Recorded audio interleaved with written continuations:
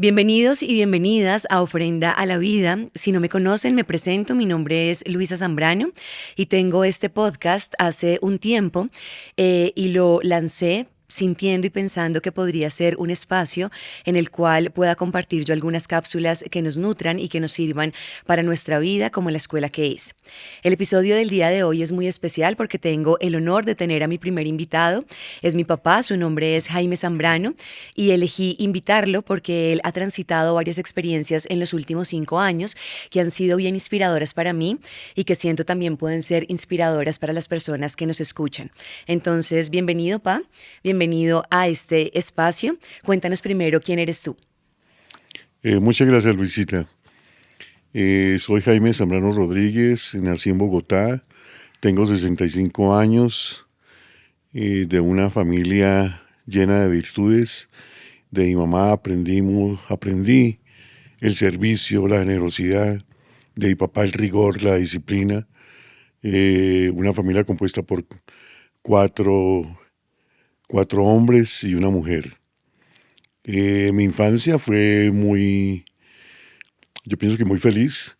Sobre los 7 años, por una enfermedad de mi mamá, mi papá decidió llevarme a vivir con los abuelos al municipio de Firavito, en Boyacá, con el abuelo paterno y la abuela materna y unos tíos. Allí obviamente fue un episodio de muchas emociones, a pesar de mi infancia, lo recuerdo plenamente, cómo el abuelo el día a día lo planificaba en la noche para trabajar, horarios estrictos, levantándonos a las 3, 4 de la mañana. Aprendí labores como llevar un poco de trigo en la mano o en la espalda, las hojas de trigo para que los bueyes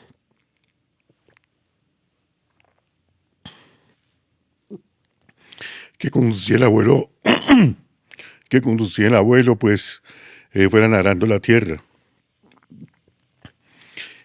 Algo también que lo tengo tan fresco en mi memoria es cómo trillaban el trigo o la cebada con animales, pisando obviamente estas semillas, y mi trabajo era estar pendiente con un platón cuando los animales uno percibiera que iban a hacer del cuerpo, entonces tenía que ponerle la vasija para que ya allí depositaran su materia fecal. Después de esto regresé a Bogotá, ya comencé a estudiar. A los 9 años comencé a hacer la primaria, muy retrasado, aunque en Firavito había hecho un año de escuela también. Y allí pues me comencé a educar con la comunidad salesiana en el barrio 20 de Julio. Eh, Después obviamente ya terminé el bachillerato. Me presenté a la Universidad Nacional a estudiar química farmacéutica. Mi papá insistió, en ese tiempo se manejaban 2 exámenes de admisión. Uno tenía que pasar los 2 exámenes, uno era de conocimientos y otro como de razonamientos abstractos, de matemáticas, de literatura. Y pasé el primer examen, pero mi papá me vendió la idea que definitivamente yo tenía un perfil para ser un buen militar y me inscribí en la escuela José María Córdoba para ser oficial del Ejército Nacional. En ese proceso, obviamente, ya me sentía militar, hice todo el proceso, no seguía haciendo el proceso en la Universidad Nacional y la sorpresa pasé, no sorpresa, sino estaba seguro de lo que estaba haciendo y lo que quería en ese momento y pasé a hacer el curso oficial. Ya me dieron todos los documentos, lo que tenía que pagar, muy emocionado fui y le conté a mi papá. Y él me dijo textualmente que pues que él pensaba que eso era barato o gratis como la Universidad Nacional, donde ya estaba estudiando mi hermano mayor, Emiliano.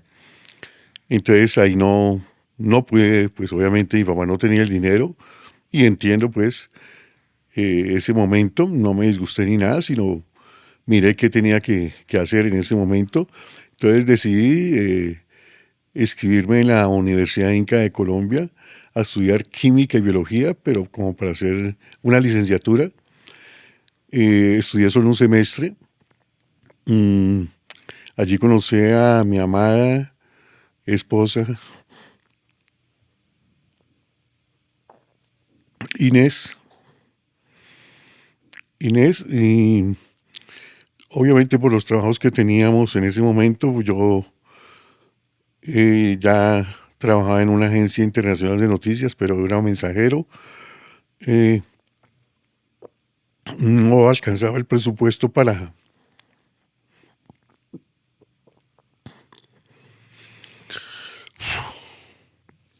que estuviéramos los dos.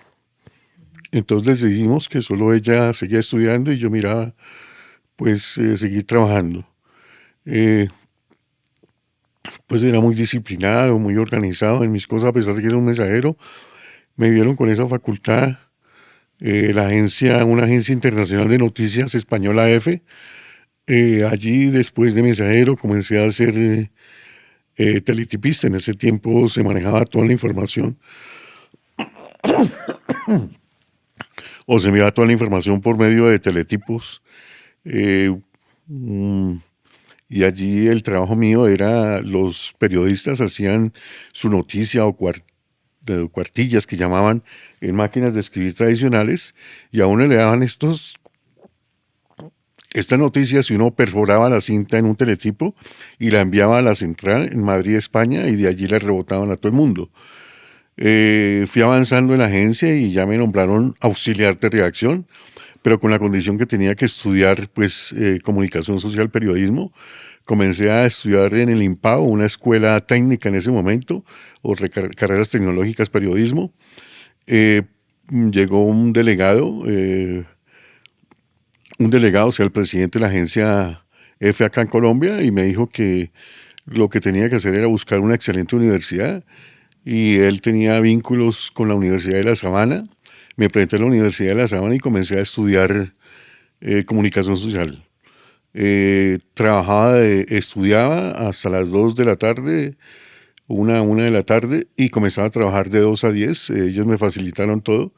Hice un semestre y medio porque desafortunadamente cambiaron al delegado, llegó otra persona y no siguió con esta colaboración que me estaban dando, y llegó un comunicado sorprendente donde todos los auxiliares, perforadores de cinta, teletipistas de la agencia debían ser retirados por la modernidad ya del internet. Ya entonces cada periodista tenía en su escritorio un computador donde elaboraba su nota periodística y la enviaba a través ya de internet. Entonces sobraban estas personas. Al salir de la F fue siempre muy duro para mí. Eh, entonces comencé a hacer un proceso en el Banco Bogotá. Mientras que salía el proceso del Banco Bogotá, entonces mi papá me dijo que no me podía quedar ahí como estático. Y de allí, mientras que salía el proceso del Banco Bogotá, comencé a trabajar en una empresa de confecciones de una marca que se llama, porque desapareció, Levlon. El señor muy estricto en sus cosas.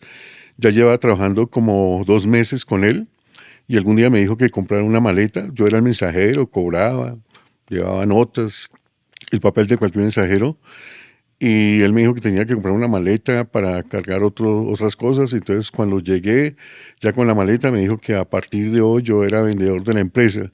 Yo le dije que yo le agradecía de corazón, pero que yo no tenía para ser vendedor, que estaba esperando un puesto en el Banco de Bogotá.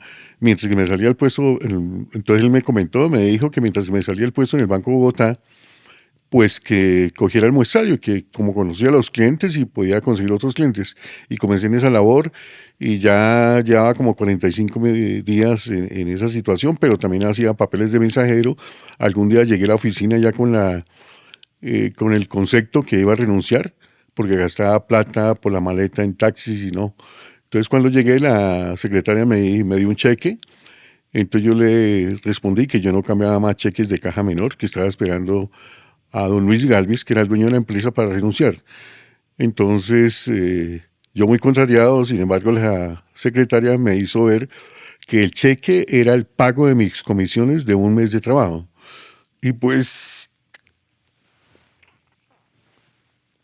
La vida nos cambió con Inés. El primer cheque de comisiones que recibí era de un año de salario. Entonces, obviamente fue una emoción muy grande. Cambié la plata por seguirme capacitando. Veí que era una oportunidad muy grande de ganar buen dinero y así lo hice. Me comencé a autocapacitar. Entonces era afiliado, tenía la suscripción de Portafolio, un periodo económico, entonces allí pues siempre aparecían notas económicas muy importantes y publicitaban los gurús de mercadeo, de ventas, de organizaciones empresariales y a veces si podía pues asistía a esas conferencias o compraba los libros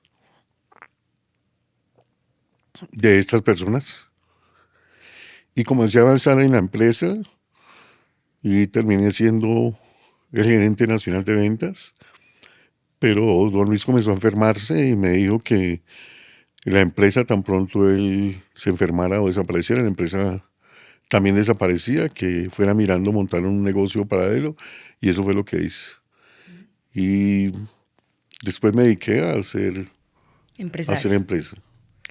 Bueno, pues mil gracias, Pa, por esa vulnerabilidad y por tu sensibilidad también para compartirnos tu historia de vida, que en estos minutos que nos has contado, desde tu nacimiento hasta el recorrido seguramente en el que ya vamos a ahondar, y es precisamente lo que te impulsa a crear empresa hace pues varios años. También es reconocernos precisamente en esas vulnerabilidades. Entonces, acá también quisiera precisar para que reflexionemos todos y todas quienes también van a escuchar este episodio, y es cuántas vidas tenemos en una misma vida, ¿no? Y lo fluctuante que la vida muchas veces es y cómo se cierran y se abren puertas que de pronto no teníamos presentes, que hicieran parte de nuestra vida, pero que al final del día es un cúmulo de historias y un cúmulo de narraciones que dan como resultado lo que cada quien vino a vivir en esta vida. Entonces me contabas que empiezas a trabajar en Leblon, don Luis, que por supuesto lo recuerdo.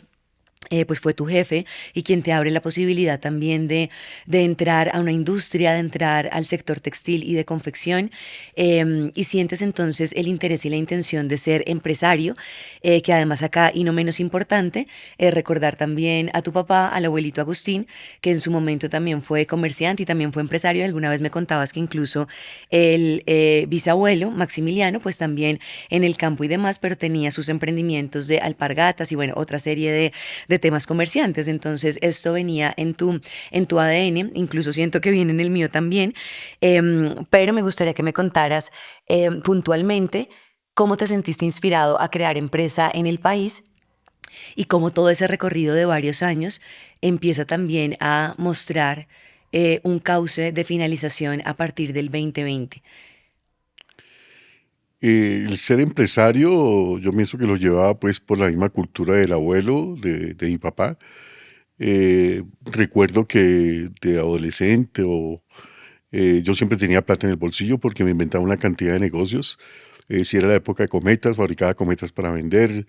eh, Utilizaba pues con todo el perdón de mi mamá, ella hacía una arepa muy rica, entonces le decía que teníamos una actividad en el colegio y tocaba llevar unas arepas para esa actividad, pero eran mentiras piadosas para yo conseguir dinero y lo único que yo hacía era vender las arepas y ganar dinero. Entonces y cuando hacíamos alguna actividad en el colegio o en la universidad siempre era como el economista, el que manejaba las cifras. Entonces eso me llenando que era una oportunidad y sobre todo ya la experiencia de haber trabajado con Leblon por 15 años y el consejo que me daba don Luis era que hiciera una empresa porque yo tenía la capacidad y el conocimiento del mercado textil y de confecciones y ahí pues obviamente me inspiré a hacer empresa, comencé haciendo buzos de tejido de punto que vendía muy bien y eso daba una buena, excelente rentabilidad, pero también veía la necesidad eso lo manejaba lo que llaman como economía subterránea, sea sin declarar, usted compraba de contado, producía, vendía de contado. Entonces yo decía que para llegar a las grandes superficies o a otros clientes importantes, pues debía legalizarme. Y ahí viene la historia de Tisa con doble Z, Jeans, es la marca que registro en ese momento, cuando comencé a hacer empresa hace 30 años. ¿De dónde salió Tisa?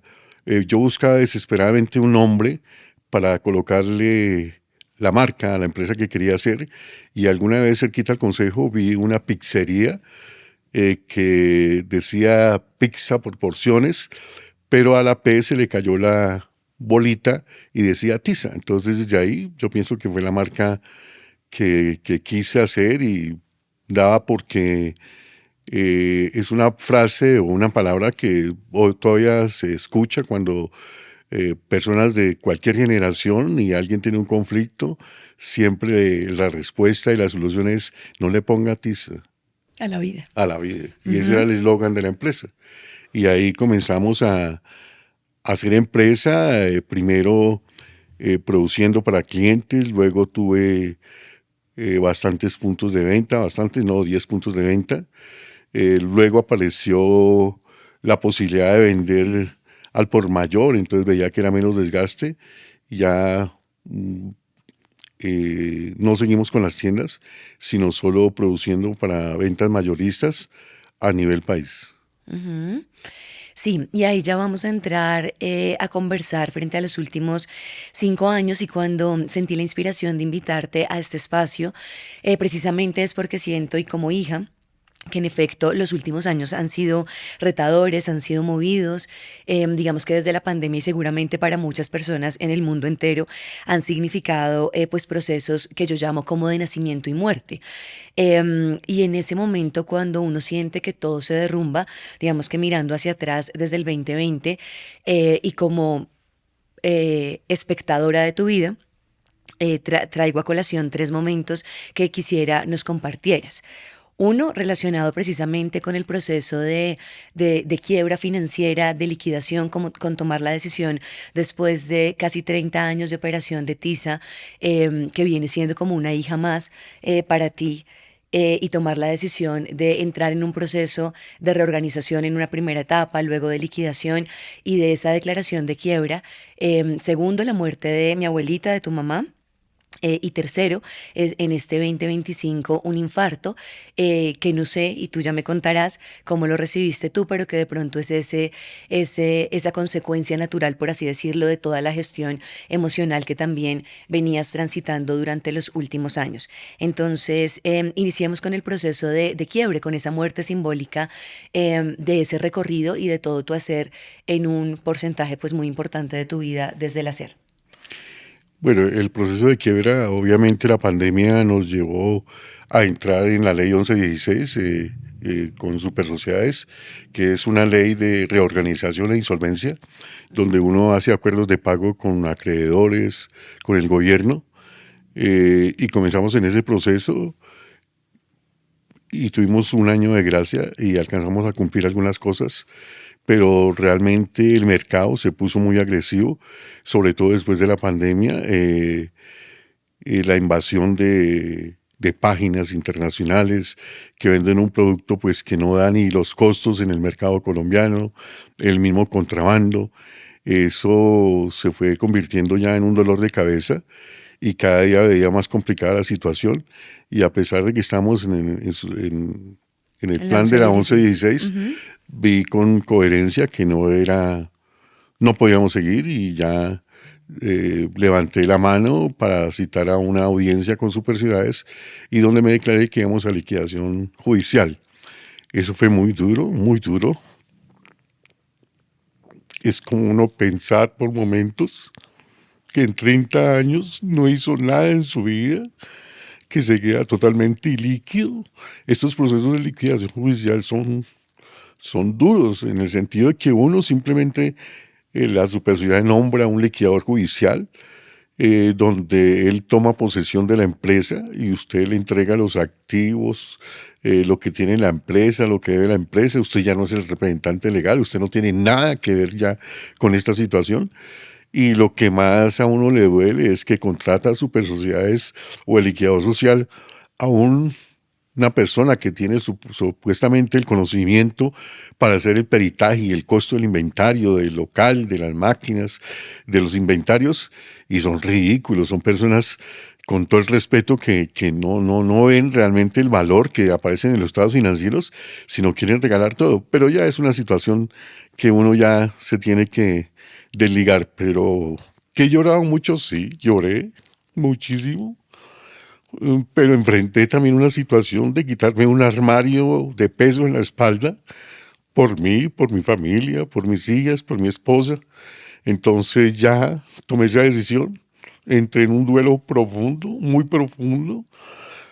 Mm, Y pues eso me llevó a otras complicaciones en la vida. Pues sí, gracias, Pa, por tu sensibilidad y por tu vulnerabilidad.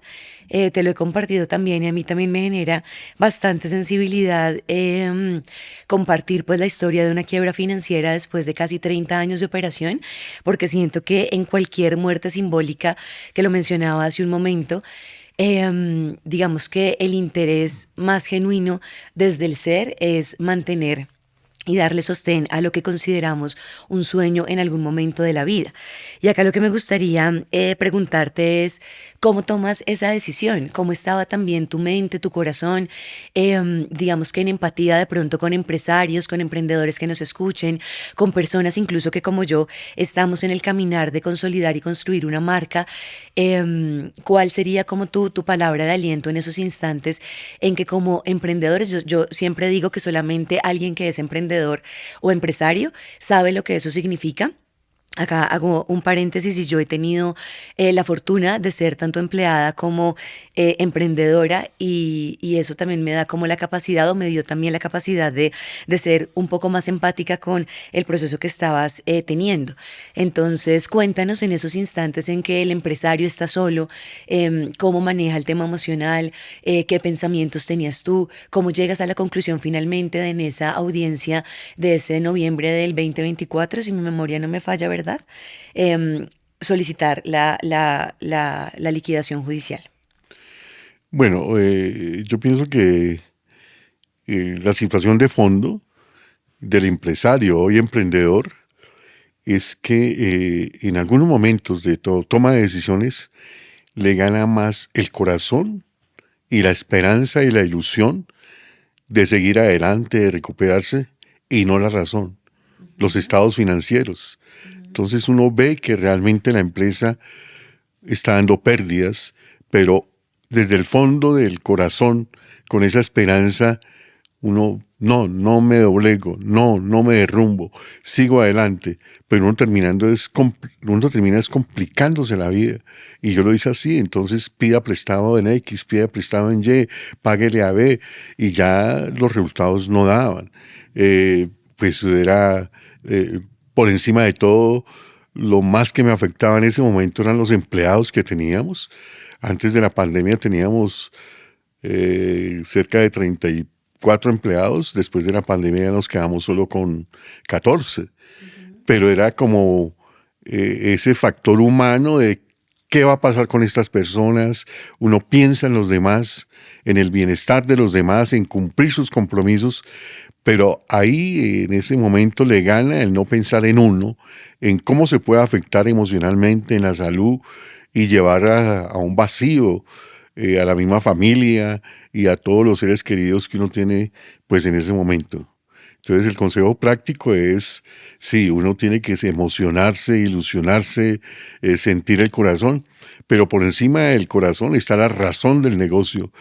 Y yo pienso que lo mejor es que hoy los emprendedores lo primero que tienen que hacer es cuantificar cuánto cuesta su trabajo como profesionales y si el emprendimiento o empresa no les da para eso, no lo hagan, porque van a terminar arrasando, con todo el respeto, hasta financieramente a la misma familia o a los amigos o que haya en otro núcleo que no es el apropiado.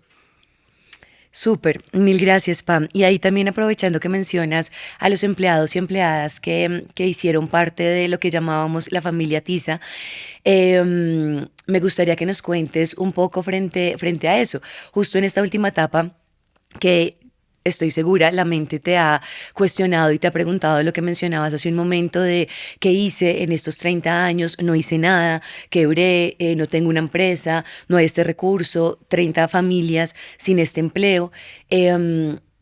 Por otro lado, también uno darse cuenta que en efecto generaste a través de Tiza un montón de empleo, muchas de esas personas, mujeres cabeza de hogar, y bueno, un porcentaje importante de mujeres trabajando también en lo que fue la operación de Tiza, que al final del día lograron sacar sus hijos adelante, tener su casa propia, pensionarse, un porcentaje importante de esas mujeres y empleados y empleadas de la empresa.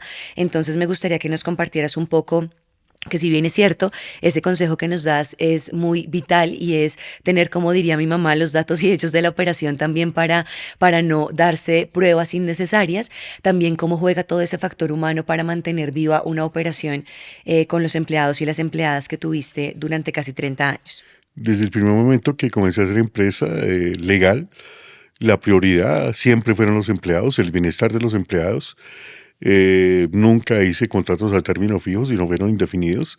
Y la muestra, como le decía la juez en la audiencia, de las personas que trabajaron en la empresa, cerca de 18 personas se pensionaron, igual número también adquirieron su vivienda, y eso me daba como un poquito de alimentar el ego que hice una labor social. Pues no me quedé con un peso, no quedé nada, pero sí hice una labor social frente a personas que orienté, capacité, y hoy en día eso me da un poquito como De paz. de paz y tranquilidad.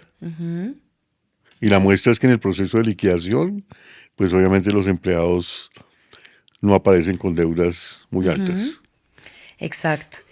Bueno, te decía al inicio que cuando sentí esta inspiración pensaba en este título que es Cuando todo se derrumba, incluso es un título de un libro que me estoy leyendo y que habla precisamente de eso. A veces cuando todo se derrumba o lo que aparentemente nos sostiene desde lo físico, pues casi que es una invitación obligada a vernos desde el ser y a vernos en introspección. Entonces, cuéntanos un consejo desde tu experiencia cuando todo se derrumba, ¿qué nos sostiene? Yo pienso que a uno lo sostiene Dios. Y, y contar, o sea, manifestar lo que está sintiendo. Yo al comienzo no lo quise hacer, y sufrí mucho, pero también ya comenzó a afectarme no solo la salud física, sino también la parte como de pensamientos oscuros, y, y realmente lo mejor es que uno le pone Dios pruebas y no es el fin del mundo, no es el fin de la vida, pero al comienzo sí es, si uno no se queda como alimentando todas esas experiencias o todo lo que tiene por contar de la realidad que está pasando con una empresa. Ya que lo mencionas, y de todo lo que tiene que ver con la gestión emocional, con la vulnerabilidad, con pedir ayuda, con alzar la mano, con temas de salud mental, ¿qué consejo le pudieses dar a hombres y mujeres que estén transitando un episodio de una muerte simbólica, que en tu caso fue una quiebra financiera, pero que de pronto para otras personas es un divorcio, es la muerte de un ser querido, es empezar de cero, es migrar?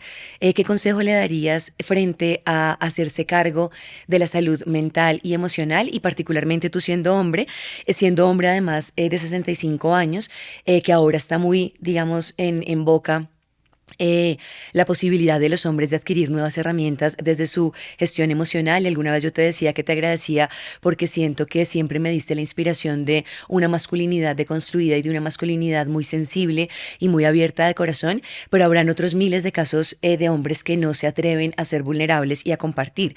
Entonces, sobre todo de tu edad, de tu generación, ¿qué consejo les darías? Sí, definitivamente uno, la experiencia, a la edad que tengo 65, eso era muy reactivo, súper reactivo, que habían profesionales que a uno le podían colaborar con el tema. Y ya cuando comencé a sentir oscuridad y oscuridad, y gracias a la colaboración pues de mi esposa, de Inés, de mis hijas, entré en el plan de ya conseguir cita con psiquiatra, con psiquiatría, con psicólogos, y eso realmente sí generó un cambio en mi vida. No podía admitir que uno tenía que estar medicado para poder dormir o para poderse levantar o para pensar eh, diferente, positivo y no solo negativo, pero te conozco y lo más práctico es recurrir a profesionales cuando uno está sobre todo en esas etapas de angustia, de incertidumbre, todo lo que pueda afectar cualquier decisión. Obviamente produce más pensamientos negativos, que hice en la vida, 30 años perdidos, no tengo un capital, quedé arruinado. Y pues los médicos, los especialistas sirven para eso, que uno realmente no ha hecho nada en la vida, no ha destruido nada. Son caminos que él pone Dios y los acepta, pero tampoco se queda en el fango renegando, ni acusando, ni culpando a nadie, sino como ser hijo de Dios, asumiendo con responsabilidad sus decisiones y sobre todo encaminarlas hacia una vida de renacer, de recuperarse, como mínimo en la salud mental. Muy bien, ahí justo que lo mencionas frente a lo que algunas veces hoy llamamos el plan divino o el plan de vida, independientemente de la cosmogonía de cada quien o el camino espiritual que profese. En mi creencia personal pues está que en efecto venimos a transitar en la escuela llamada vida algunos aprendizajes y cada quien tiene la oportunidad de elegir de la mano de qué maestro, si del ego, el resentimiento, el rencor, o si del espíritu, las posibilidades, la sanación, elige ver cada experiencia que le pasa. ¿Tú sientes o cómo es desde tu creencia que estas últimas experiencias de los últimos 5 años, ya hablamos de la quiebra financiera, pero también de la muerte de tu mamá, de el último episodio de un infarto y un tema de salud física, sientes que son como algunas experiencias que vienen a movernos para volver a reconectarnos con el poder de nuestra alma, o cómo lo ves tú? Sí, yo pienso que sí, definitivamente todo es como una secuencia. Ah, no solucionó el problema. Ah, se guardó todo lo que tenía que contar. Pues eso repercute en la parte mental, en la parte de la salud. Entonces, todas esas sí, todo eso guardado que tiene, entonces obviamente uno comienza a afectarse. Entonces lo del infarto era como ya el remate de la situación que estaba viviendo, la depresión, y fuera de eso terminar infartado, pues no. Eh, yo la verdad fui muy tranquilo, por urgencias me fui solo a la madrugada del 2 de mayo y pues, pero estaba muy tranquilo. Eh, ya cuando llegó a urgencias y inmediatamente en la Clínica Colombia me atienden, que les agradezco mucho. Eh, ya me pasan inmediatamente a una sala de reanimación y ya el médico me dice, usted está infartado. Vamos a tratar de regular su tensión, regular otras cosas para mirar qué podemos hacer. Y ya en horas de la tarde pues me hacen un cateterismo, me colocan unos stent para aliviar el, el, el infarto. Y la palabra muy sabia que me dijo el médico, el cardiólogo, me dijo, mire Jaime, usted llegó a la hora, el día indicado, y eso significa que usted tiene una nueva oportunidad de vida. Y esto, sí, lloré, soy muy sensible, era un hombre fuerte, hoy en día soy muy, pero muy sensible. Obviamente en el hospital, estar en una comunidad de cuidados intensivos, lloré bastante. Y pues puse la vida en manos de Dios. Si tenía que irme, ya había cumplido con un ciclo en la vida. Y si era una oportunidad de vida, pues vivirla con mucho amor, con dedicación a mi familia, y eso es lo que día a día estoy haciendo.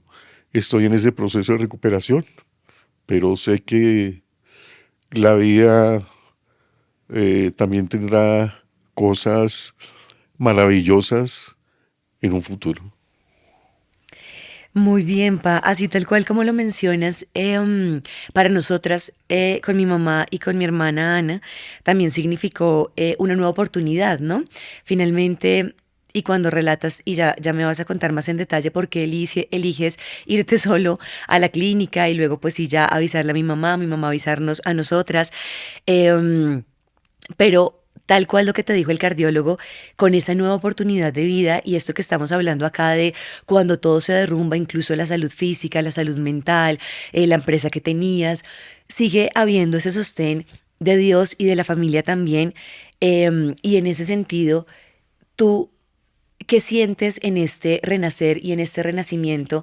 Porque después de la oscuridad llega la luz, ¿no? Después de la muerte viene la vida. Entonces, ¿cómo te sientes en este momento que aún seguramente sigue siendo de transición?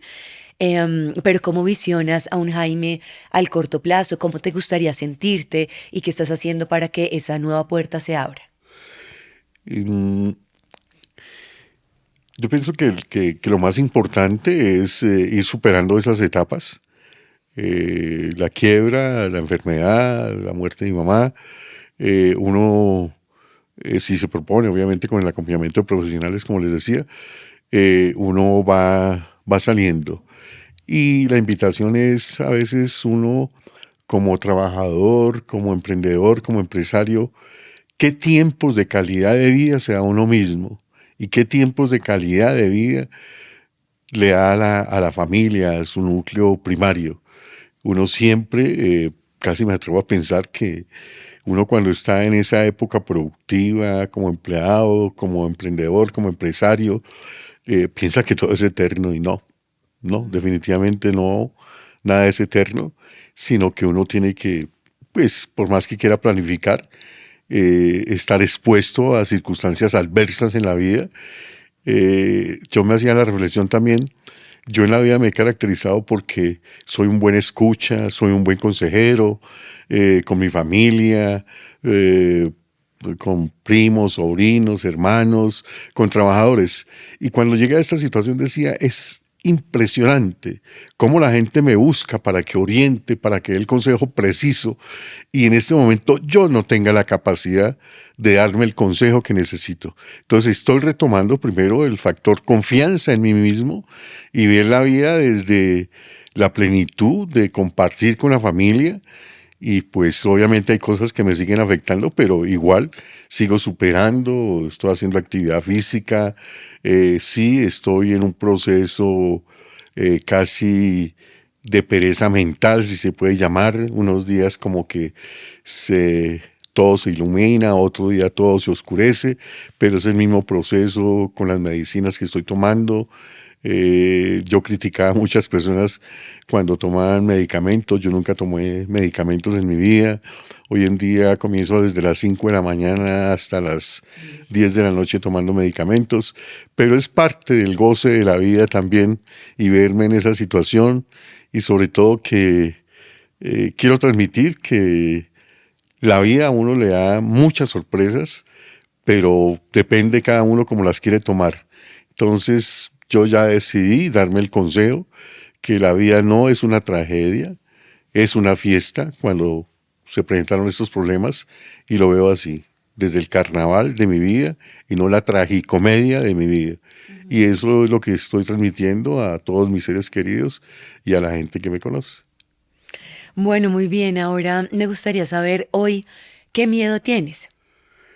Bueno, los miedos son relativos a cada edad. Uno cuando joven tiene un miedo, otro. En este momento yo pienso que tengo miedo a la enfermedad, tengo miedo a la falta de afecto de los seres que quiero, y obviamente a la falta de dinero. Pero son miedos que como que el día a día van pasando y no son tan aterradores. Ujú. Es asumirlos. ¿Y cuál es tu mayor alegría hoy? La mayor alegría, yo pienso que lo que más me llena de felicidad es haber hecho un hogar durante 46 años con Inés, con mucho dinamismo, con mucho amor, tener dos hijas brillantes como Ana María, como Luisita, a Lucía. Yo pienso que la familia es lo que más me produce, tener ese papá que tiene Lucía, Felipe. Eso es lo que más me llena de felicidad, o sea, que me más llena de felicidad. Y tener dos amigos silenciosos, totalmente silenciosos, pero muy aferrados a mí. Y hoy en día son mi soporte, que es el señor Voss y el señor Gandhi. Tus perros. Sí. Divino, total, qué tan importantes son para el soporte emocional, ¿no? Un amor absolutamente genuino, sin ego y sin interés, y sin duda te idolatran, diría yo que es la palabra.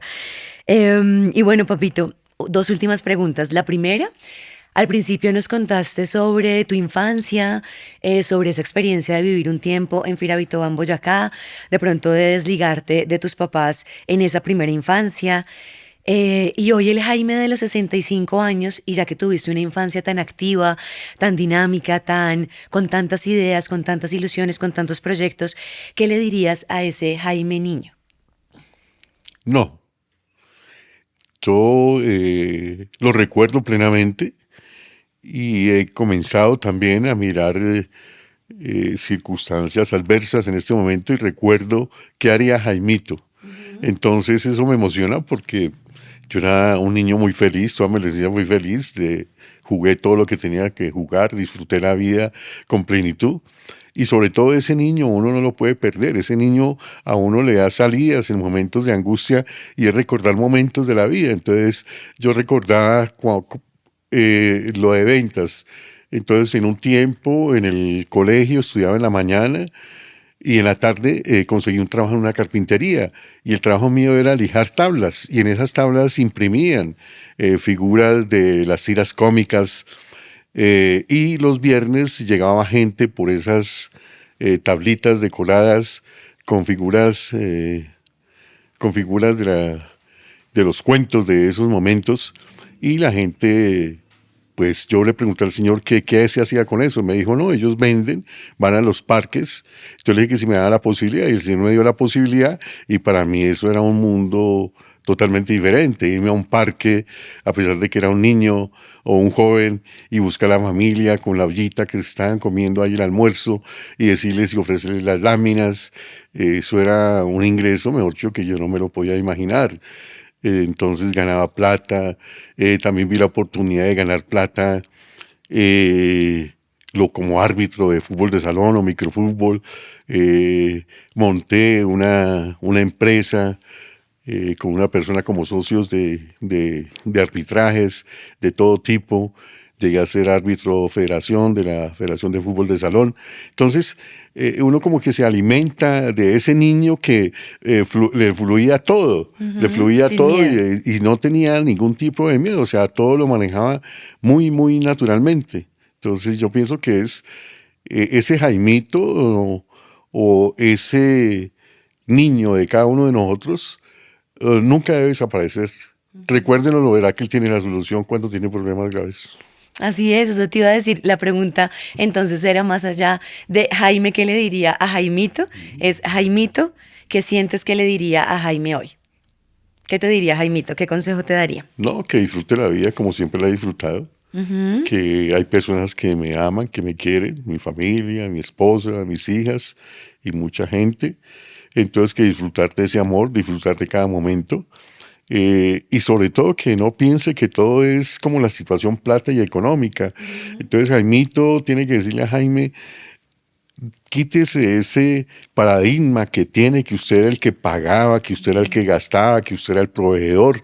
No, no, o sea, usted hizo cosas en la vida valiosas y simplemente disfrute cada momento para compartir con la familia y con muchas personas más.